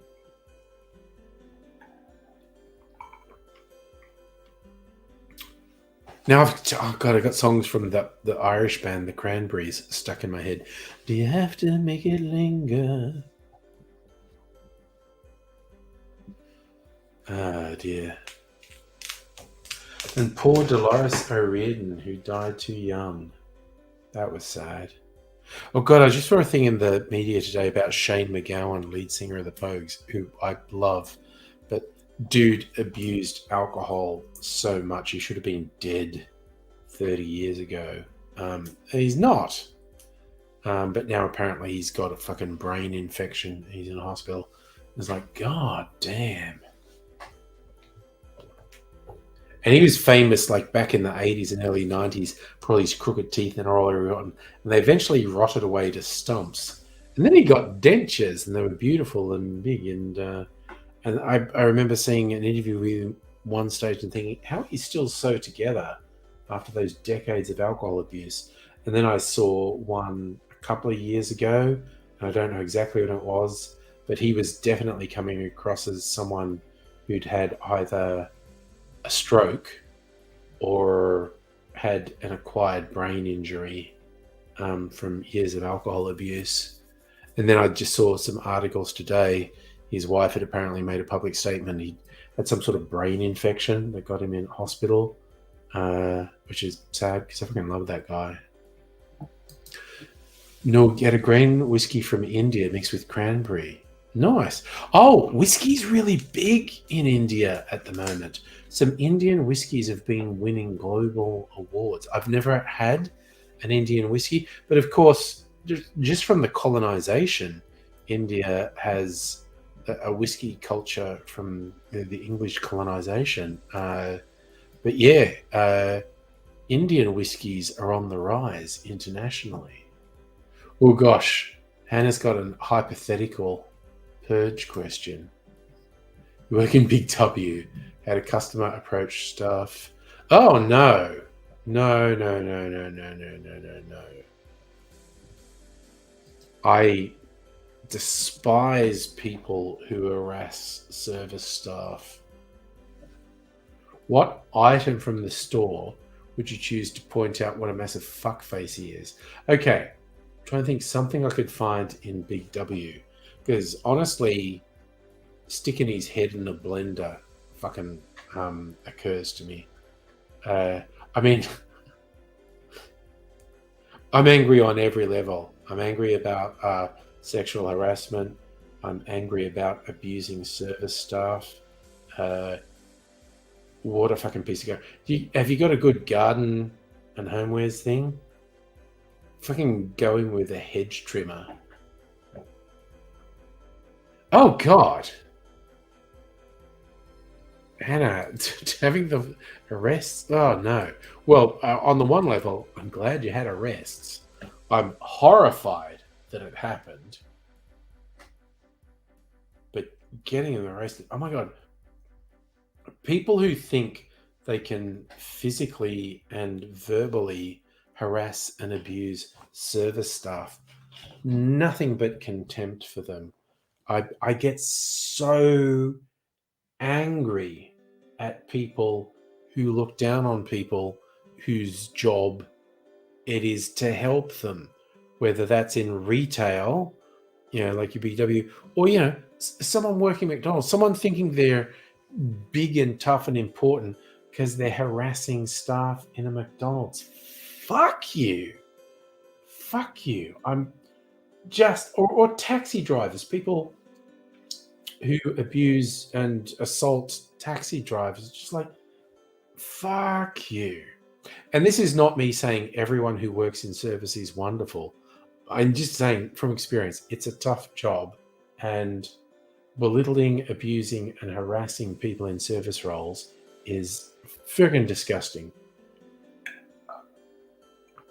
Nothing but contempt for people who do it. And it doesn't have to go as far as being the criminal assault type of thing, just being a jerk. And yes, no, if they're so big and tough, they can go without their Macus. Sorry, that didn't come up when I clicked on it. There we go. They're so big and tough. Again, someone acting like they're the big, important person, harass minimum wage workers at McDonald's who can't speak back to them. It's just like, fuck you. My God, you piece of fucking garbage. Your boss has genuinely drop kicked a toaster because the customers made service desk cry. Yeah, and because, you can't drop kick the rude fucker. You want to, and they deserve it.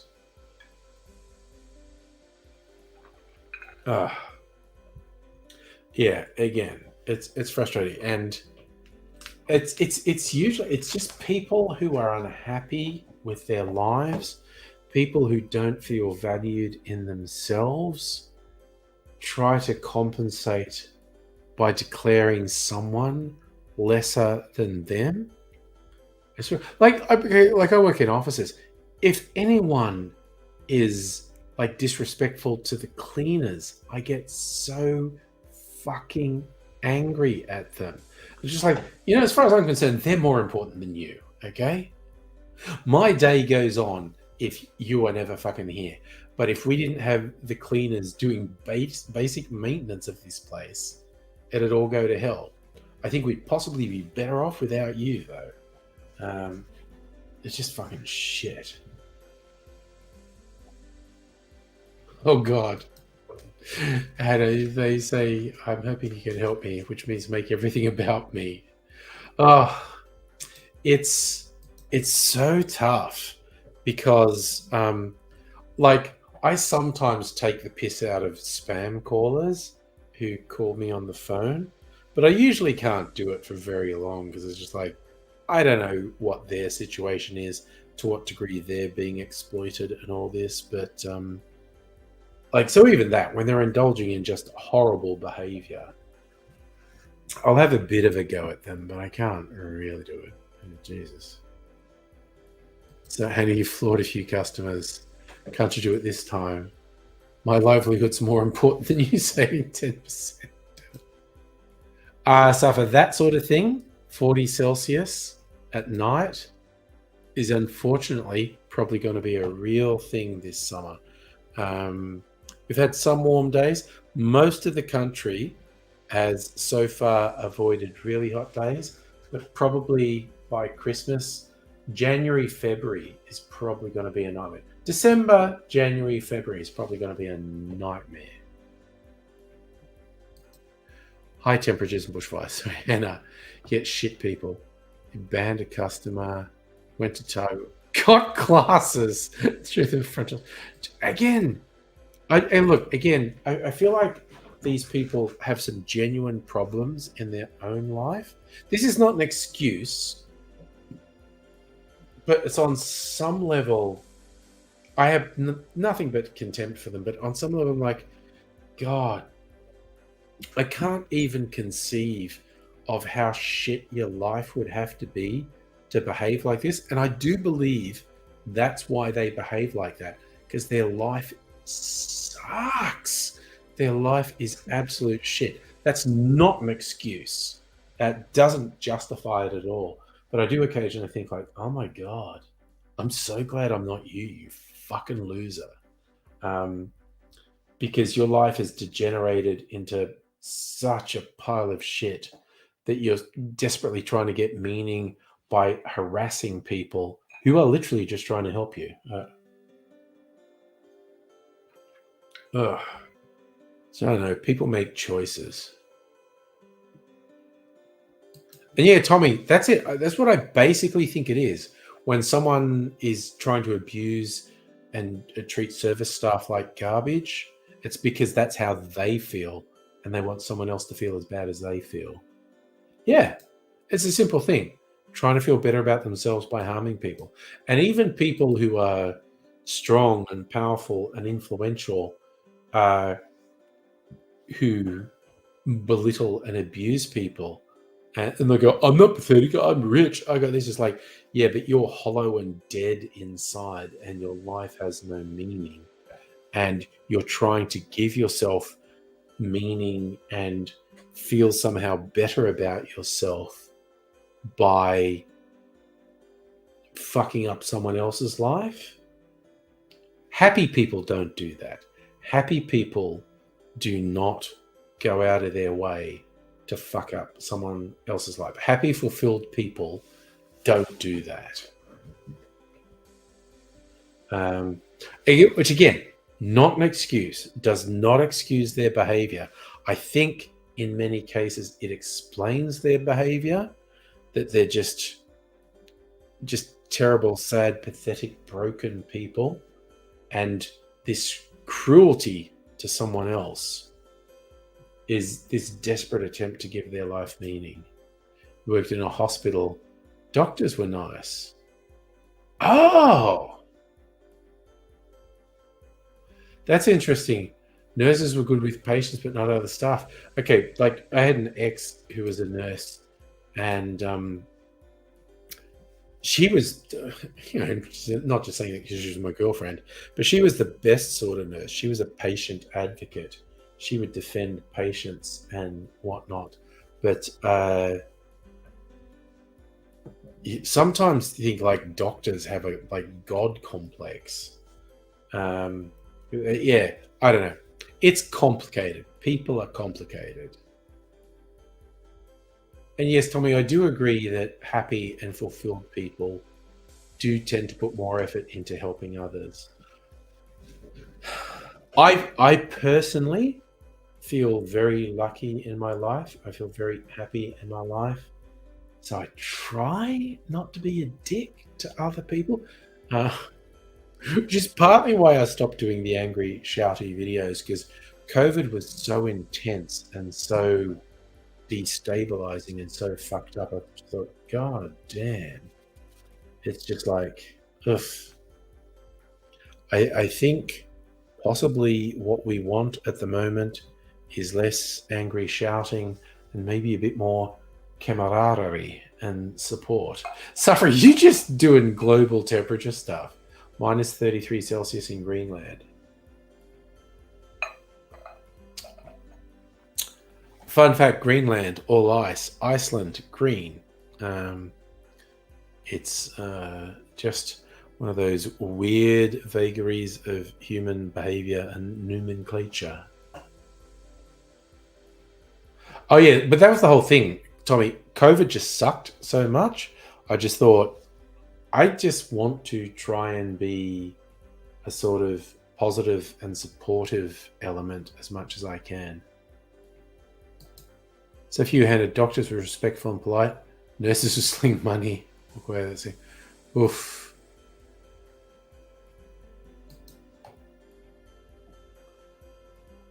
Yeah, I think everyone experiences things differently. Oh Jesus, Hannah, you've been looking at air quality things. Brisbane had worse air quality than Beijing. That's saying something, because Beijing has notoriously bad air quality. It's like one of the worst ones in the world. Los Angeles, London, Beijing,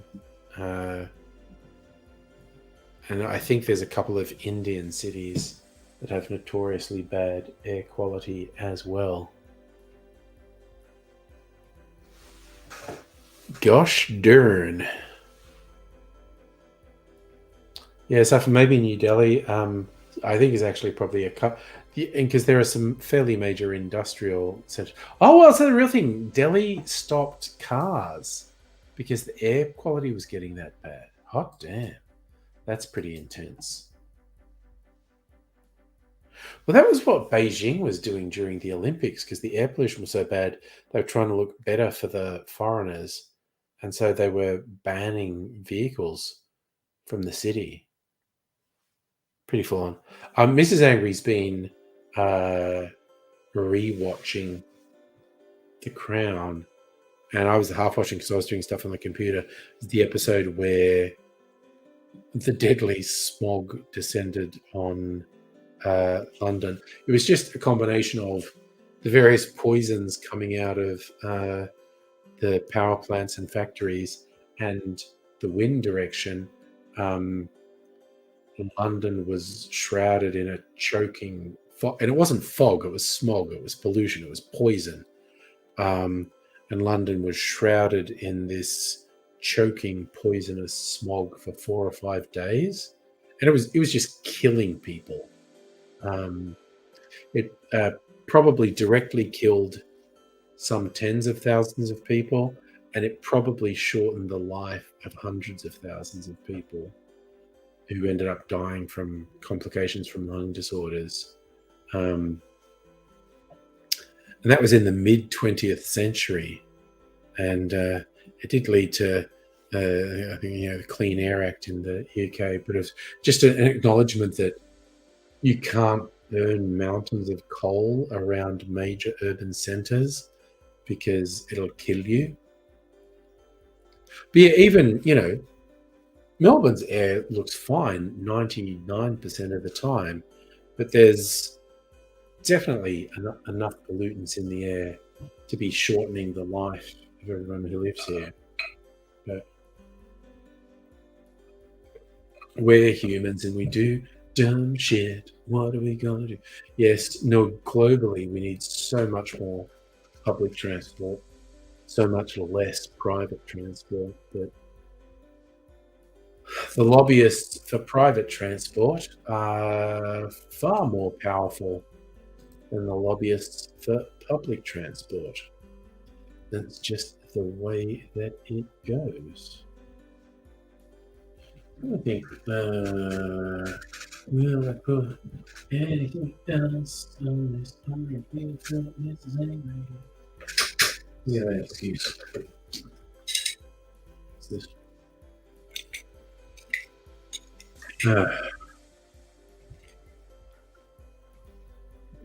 Tommy, you walk to work. That's nice that that's an option for you. I do public transport because I'm sort of not far out in the suburbs, but there's no way I'm going to drive into the city and pay for parking and trip all the traffic. So I have a couple of public transport options and walk to public transport and get that in. So it's a it's worked out. It's a brisk 8-minute walk to the tram stop from my house. So I look at the tram tracker when I get up in the morning and go, which one's going where?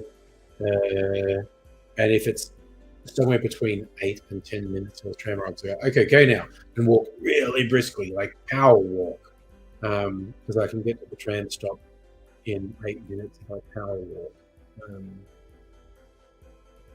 Because there's few things that piss me off as much as walking towards a tram stop and seeing a tram pull away when you're only about half a block or less from the tram stop. That's so frustrating. God damn it. God damn.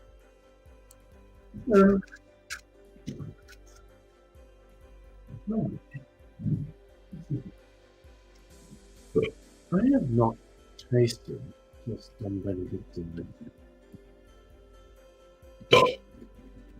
Pretty well. Not that it's really disgusting, but very gross. Well, I'm just going to do a little bit of laser on this orange peel. And also on my cherry, that I'm going to eat in a couple of minutes. On the orange peel, that this is Andrew we used to make hot chocolate in the morning.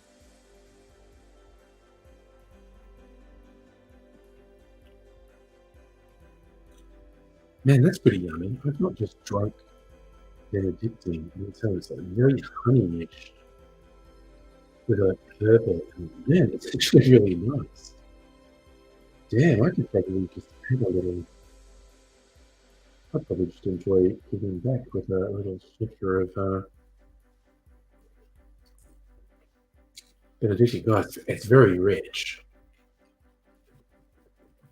And that'd probably be good on ice cream, quite honestly. Bit of very rich, syrupy Benedictine on ice cream.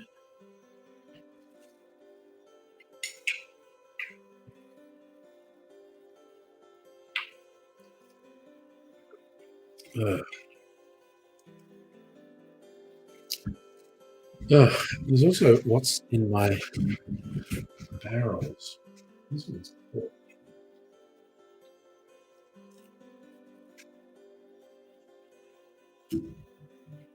This barrel is port. Some weird stuff in the barrels. I think there's still red wine in one of them. But the other one's got a mix of vodka and light whiskies,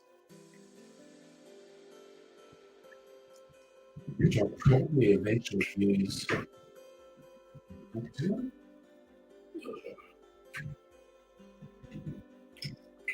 is that? I think that should be good.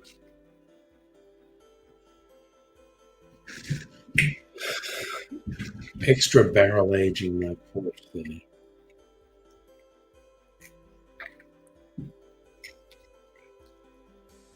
Is that just red wine?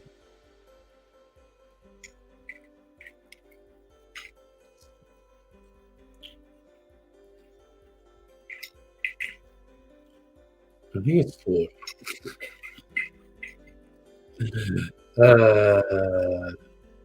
Oh yes, the music in the background, which I just add very lightly, that's actually a feature of the streaming service I use, StreamYard. Little background music they give you. I don't always use it, but just sometimes just have just a gentle thing going in the background.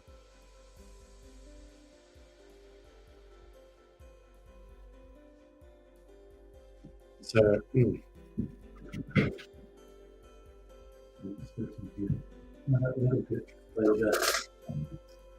this is a blood orange liqueur I made myself in barrel aged. It's very dark because it was barrel aged. as much like it before I put it in the barrel. It's in the barrel for about a month. One of these little barrels. So basically, like blood orange beer, 95% alcohol, rectified spirit from Poland, to the spiritus, just to really leach the colour and flavour out of the blood orange beer. And then to dilute it, I think I added vodka, sugar syrup, and water. Probably still relatively high proof, maybe as high as 50%. I could have done the maths and tried to work out what the alcohol content was. I can't do it.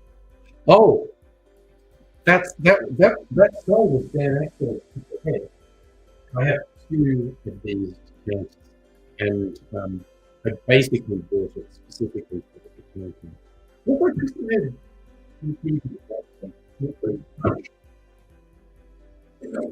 This one's empty. I don't have anything in this one. I kept it because I really liked it.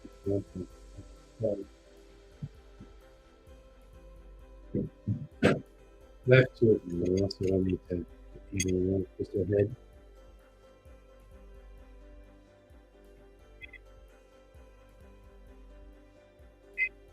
They're also on special. I think. Like 20 bucks or so.